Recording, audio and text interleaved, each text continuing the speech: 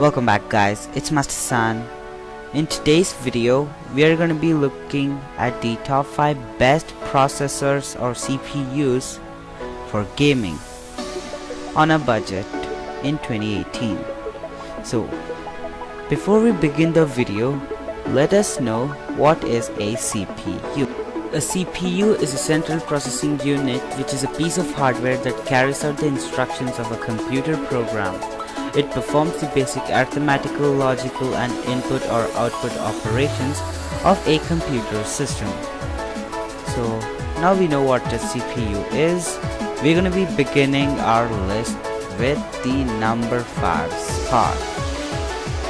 At the number 5 spot, we have the Pentium G4560. So this is the only dual core processor in our list today, which is a very good bargain for the price. So let's talk about the specifications. It's running on dual cores and it has 4 threads. So hyper-threading is enabled. So the base clock of this processor is 3.5 GHz and there's no boost clock available, and the maximum TDP is 54 watts. So the integrated graphics is the Intel HD Graphics 610. Basically, this is the go-to processor if you're on a very tight budget, and this will help you with a lot of things except video editing. Yep, it's not so good, but in gaming, you get it. It has 2 cores and 4 threads, which are not enough to run games, but if paired with a GTX 1050 Ti, this does amazingly good. At the number 4 spot, we have the Ryzen 3 2200G. So this is a very new processor. It was launched on this year, which is very recent, and Ryzen 3 is a very good chip. So let's talk about its specifications. The Ryzen 3 has 4 cores and 8 threads. It has hyper-threading enabled, and the base clock of this processor is 3.5 GHz and the boost clock is 3.7 GHz. The maximum TDP is 65 watts. So this processor also has integrated graphics, which is Radeon Vega 8 graphics, which is equivalent to around a GT 1030. Yep, you do not require a graphics card to run any game with this processor. Recently, these Ryzen chips have made a lot of hype in the budget market, and this is one of the processor. Also, you get a heatsink with thermal paste pre-applied. Though the only con of this processor is you need very high frequency RAM for it to support.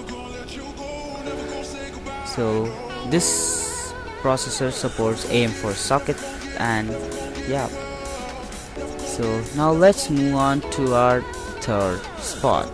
At the number 3 spot, we have the Core i3 8100. So this is also a recently launched processor, which was launched around 6 months back. Let's talk about the specifications of this processor. So the Core i3 8100 has 4 cores and 8 threads, and the base clock of this processor is 3.60 GHz and there's no boost clock available, and the maximum TDP is 65 watts. The integrated graphics supported by this chip is the Intel UHD 630 graphics. So it can also, at the number 2 spot, we have the Intel Xeon X5650. So this is a server based processor which can also game. Let's talk about the specifications. This processor is rocking a 6 cores and 12 threads, and it has hyperthreading enabled. And the base clock of this processor is 2.66 GHz, and the boost clock is 3.01 GHz. So the maximum TDP is 95 watts. As you all guys know, the server chips does not have integrated graphics. You need a discrete GPU to run your display, or else you will not be able to switch on your computer. Now let's move on to our number 1 spot. At the number 1 spot, we have the Ryzen 5 2400G. So this processor has 4 cores and 8 threads. The hyperthreading is enabled, and the base clock is 3.6 GHz. The boost clock is 3.9 GHz, which is a way lot better than the Xeon. So the maximum TDP it consumes is 65 watts, which is manageable with a 450 watt power supply.